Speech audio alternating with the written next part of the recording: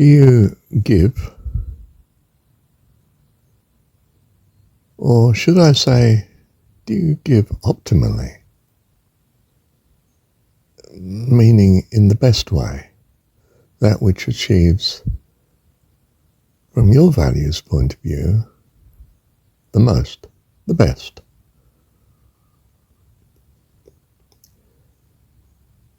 Do you, in your choice of giving, maximize what you truly value in this context?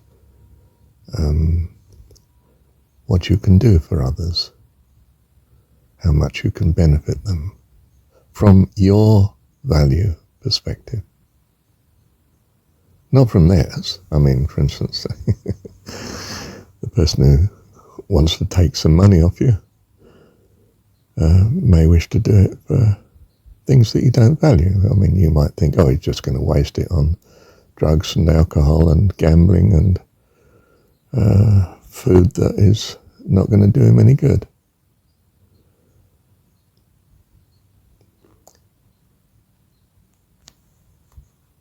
What might you value? Well, you value God with all your heart, soul, mind and strength. So, what do you value for them? Well, that they come to this frame of mind too, that they love God with all their heart, soul, mind and strength, because you believe, presumably, that this will be the best thing possible for them. It will give them, if you like, life eternal, or bliss, or both. I mean, in some sense, I think it's what you might sort of be thinking. Right, well, you should give accordingly then. If you're going to go without some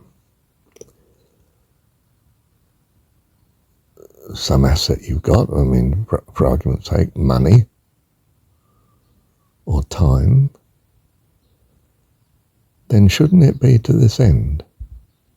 Now, I don't mean, as you've seen from the last recording, necessarily giving it to your local church to decide what to do with it, namely the upkeep of the building, perhaps, and the payment of the minister. Although you might see that. You might see that as the best choice. But the point is, I'm trying to drive home here, you don't do it by just giving money at random to the poor. Give to him that asks, you might have in your mind. After all, didn't Jesus say it? Regardless of the context. Yes, regardless of the context. you might take it. What's being asked for? Is this good? Well, he's poor and he needs money. Does he? Don't you think his greatest need is God? Well, yeah, of course, but goodness, a hungry person's going to be preoccupied with, well, true. But where's the follow-up? I mean, so you keep him alive another day, but at the end of the day, he's as he was yesterday.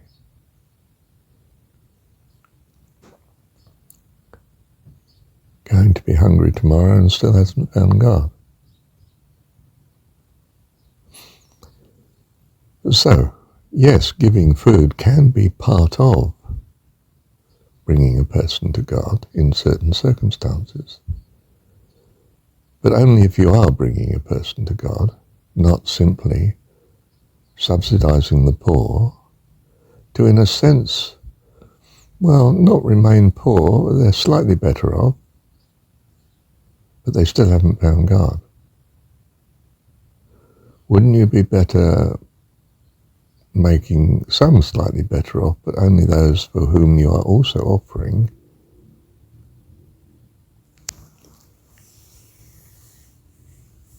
an avenue to God.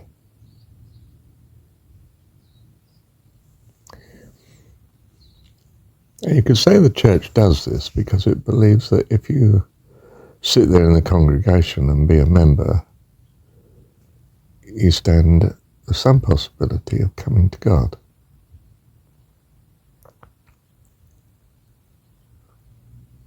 So you might feel it's valid to take money off some of your members because it's going towards this goal that you value. But what you wouldn't do is just give money at random to the poor without them having the opportunity of coming to God. Of course you can say, well, our doors are open to everybody. Everyone's welcome to our service. And we even make this known. You know, we have a church with a cross on it and a notice that says you can attend our service every Sunday morning. Free, no charge. Not only that, but we'll give you a cup of tea and a biscuit. In fact, we might even have a fellowship meal. Bring a plate if you can.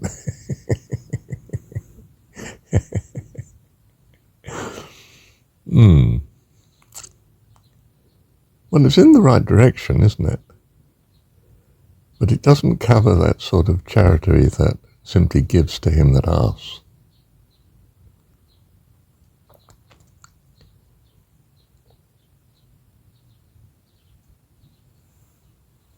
Give to him that asks is very valid in terms of what's the point in giving to someone who doesn't ask?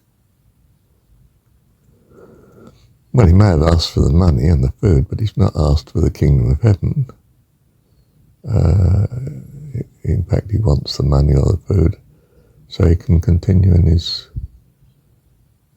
current way of life, but feel less hungry. That sort of intuitively sounds like I'm doing a good thing, but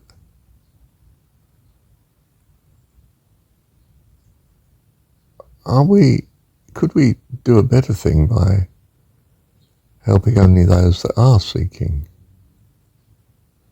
Because to them it gives them greater opportunity in their seeking. Do you see what I mean? Let me review a minute. To the point, Marshall. You have limited resources. The best use of your resources is to help those who are seeking to come. And you can use some of your resources to fish for, to search out those who are seeking God. You see, and you use your resources accordingly. In other words, you use all your power and strength in the worship of God, not simply in keeping man alive on the planet. Now, if you have surplus like bread that's gone a bit stale, say, or some surplus, then you might give it to those that have none. But you might better give it to those that are seeking and have very little, especially if they have none. You see, you can be wise, you can be rational, you can optimize, you can maximize the benefit of your giving, not simply give to all that ask. What's he asking for? Is he seeking God and he's asking for something that's truly of worth? Or is he just seeking food and not seeking God at all? Not wishing to know? Well, you're wasting the resources. You could put those resources to someone who is seeking God but doesn't have the money and needs it. Isn't that far more reasonable? I mean, you didn't have to be a qualified economist to tell you that, did you? You could have said that yourself to anybody. Thank you, Heavenly Dad.